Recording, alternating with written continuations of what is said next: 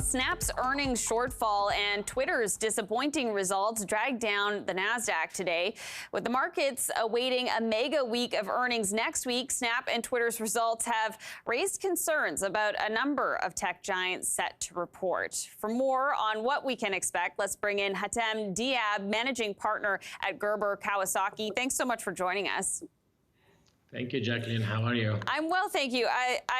Snap, not so much, though. Those shares really plummeting today, almost 40% lower. I mean, what do you make of the reaction that we're seeing to its latest results? It's a tough day for Snap. I mean, it's really unfortunate. It's the company is not super well run, unfortunately, and also most of their revenue comes from advertising, which we saw today that, that's slowing down with the economy in general. Advertising spend is really the first things that goes. So Snap did not diversify its revenues, and it's really kind of feeling the brunt of it. And Twitter mentioning advertising as well, but also talking about Elon Musk and, this, failing, it can't be failed yet, but failing potentially takeover by Musk. I just wonder, though, how much do you think that actually played into anything? I mean, I think the only reason Twitter is not trading at $20 is because of this circus show that's happening around it with Elon Musk. Also, Twitter's business is mostly advertising.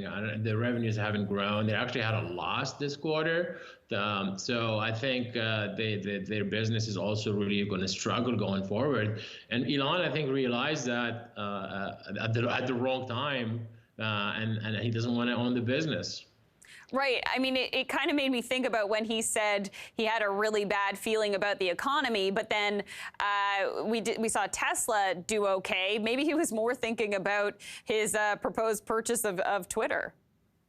I think you're right. I really do. I mean, the economy is slowing down, right? That's been telegraphed throughout the last few weeks, few months, with inflation going up and rates going up.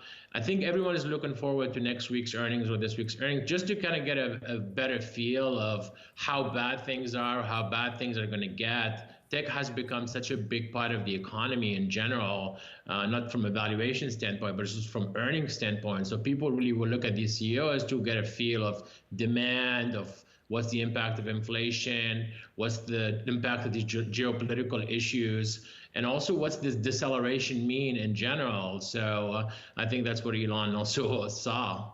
Well, looking ahead to next week, like you mentioned, Meta and Google are both reporting. I wonder, maybe we could start with Meta. What are you expecting for that company? See, Meta's basically 100% of their earnings come from advertising. So you're going to see the same issues that you saw with Snap and Twitter. Zuckerberg has been very sanguine about the future a few months back. We personally, as a firm, don't really like the company. And plus, they are in the midst of this really massive reorg / rebranding / changing the business into the metaverse. Which is literally like reorienting the Titanic. And frankly, I don't want to be there to see it. So it's a really tough task ahead. So I think it's going to be a tough one for Meta. And what about Alphabet? We like Google. So Google is a lot more diversified, even though YouTube might have some headwinds because of advertising revenue as well. Google has its search business, which is really robust and will continue to be robust even in a soft economy. They have other areas such as cloud, which I think is going to be very, very good, and also very much better run company. So I think Google will be fine. Talking to some insiders, Google is really investing in their shorts, basically their TikTok competitor. So I'll be interested to see how that's doing and so forth.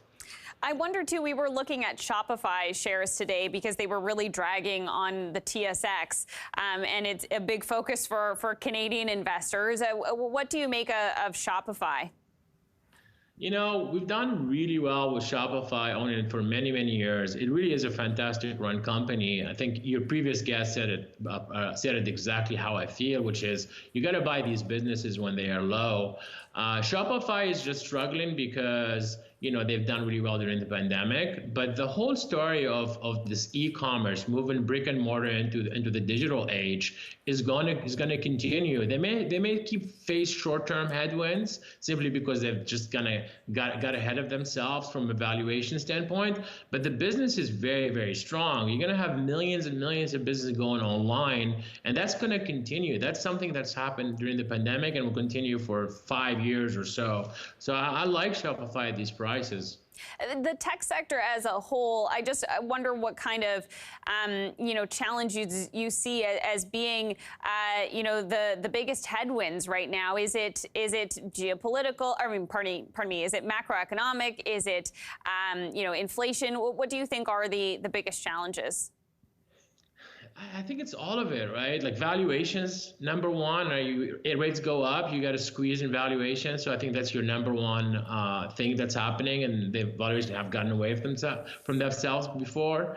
But also, deceleration, right? So if you have a consumer-facing business or a DTC business, and the inflation is high and consumer is struggling a little bit, you're going to get your revenues hit. If the business cycle is getting into more softer patch, then business spending is going to go down, advertising spending is going to go down. So I think everyone is trying to grapple with these macroeconomic things happening and figuring out what's the impact on individual stories. And I think that's frankly where the opportunity is, right? When you're looking at different companies will have different challenges, but also some will thrive in these environments. And if you are a long-term investor, that's when you kind of find these names and own them at these really cheap prices.